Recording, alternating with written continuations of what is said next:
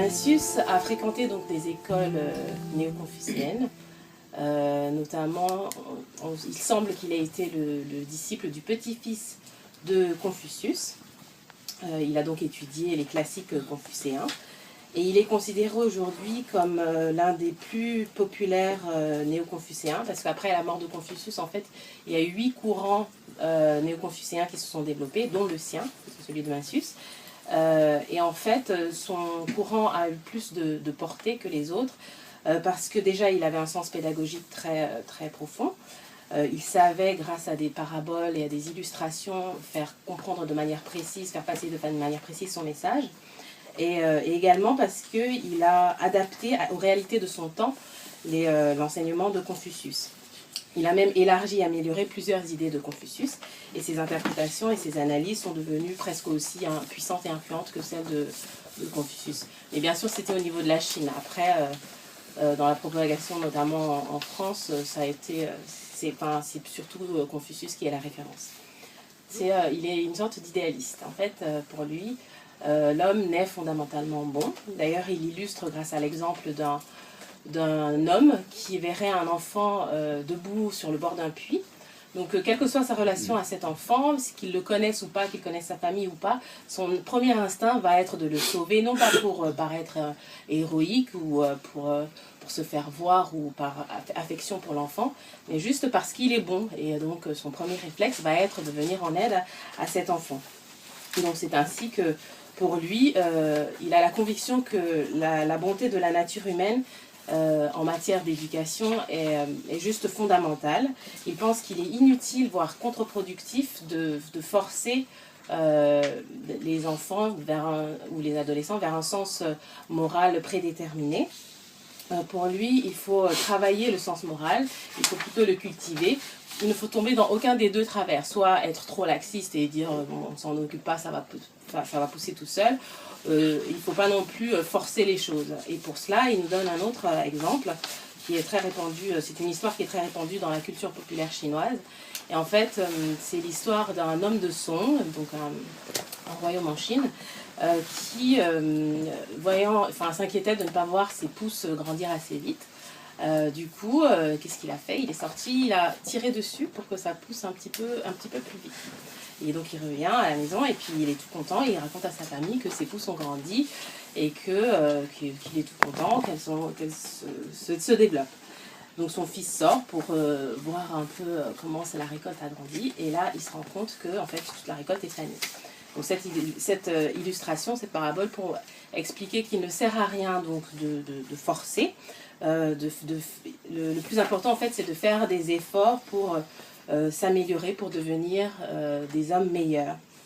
Et c'est d'ailleurs cette philosophie qu'il a essayé de transmettre en fait au roi de son époque, puisqu'il a vécu à l'époque des royaumes combattants en Chine. C'est une période en fait où il y avait de nombreuses guerres intestines qui divisaient l'empire du milieu. Donc de nombreux princes et rois s'affrontaient pour des histoires de territoire. Et en fait, donc il a sillonné le pays pendant 40 ans pour justement dire au roi qu'il fallait qu'il travaille à l'harmonie et à l'équilibre du pays plutôt que de se battre, quoi. Et en fait, et c'est là que l'on revient à la notion d'équilibre et d'harmonie dont on a parlé hier. En fait, Mencius lui-même, il a écrit à ce sujet. Et pour lui, l'équilibre, c'est l'état dans lequel le contentement ou la colère, le chagrin ou la joie ne sont pas encore déployés. Et pour lui, l'harmonie, c'est l'état dans lequel ce contentement et cette colère sont déployés, mais avec une modération équilibrée. C'est-à-dire qu'on on est plutôt dans des pulsions contenues. On n'est pas dans l'impulsivité. Et malgré donc les influences que l'homme peut recevoir de l'extérieur, son but sera toujours d'agir dans le sens de l'harmonie. L'harmonie au niveau donc de sa famille et de façon plus étendue, l'harmonie au niveau de la nation et du pays. Malheureusement, son discours en fait n'a pas eu l'impact qu'il aurait souhaité du temps de son vivant, puisque les guerres ont continué jusqu'à 312 d'ailleurs avant Jésus-Christ. Et il a arrêté de sillonner le pays lorsque sa mère est décédée. Il a porté le deuil d'ailleurs pendant 3 ans, tellement il était affecté. Les œuvres de Mencius sont compilées en fait dans une œuvre éponyme, donc qui s'appelle Mencius, ou les œuvres de Mencius. C'est divisé en 7 chapitres, 7 livres en fait, et chacun des livres porte pour titre le nom de l'interlocuteur principal. Donc c'était soit un disciple, soit un des princes qu'il a rencontré lors de ses nombreux voyages. En fait, ces ouvrages ont été traduits en français par plusieurs personnes, dont Séraphin Couvreur, qui est en fait un jésuite, qui était sinologue également, qui aimait beaucoup la Chine et qui est d'ailleurs mort en Chine, et donc qui nous a retranscrit en fait, qui nous a traduit le Mencius. Je pourrais faire tourner l'univers sur ma main. Il est dit dans le Chuting, Wen Wang fut un modèle pour son épouse, il forma ses frères à son exemple, enfin il régla toutes les familles et le royaume. Ces paroles signifient que Wen Wang montra sa bienfaisance, qu'il l'exerça envers sa femme, ses frères et tout le peuple et ne fit rien de plus. Ainsi, il suffit d'étendre sa bienfaisance toujours de plus en plus pour rétablir et maintenir le bon ordre dans tout l'Empire.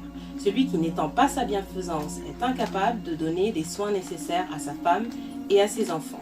Une seule chose mettait les anciens princes au-dessus des autres hommes. Ils excellaient à étendre, à faire imiter partout leur bienfaisance. Quelle est la raison spéciale pour laquelle votre bonté s'étend jusqu'aux animaux et votre action n'atteint pas vos sujets ? On connaît le poids d'un objet en le pesant et sa longueur en le mesurant. Il en est ainsi pour toute chose, mais il importe surtout de peser les sentiments de notre cœur. Prince, examinez, je vous en prie, s'il est juste d'aimer les animaux plus que vos sujets. D'un autre côté, vous entreprenez des guerres, vous mettez en péril la vie des chefs et des soldats, vous vous attirez l'inimitié des princes. Votre cœur y trouve-t-il la joie ?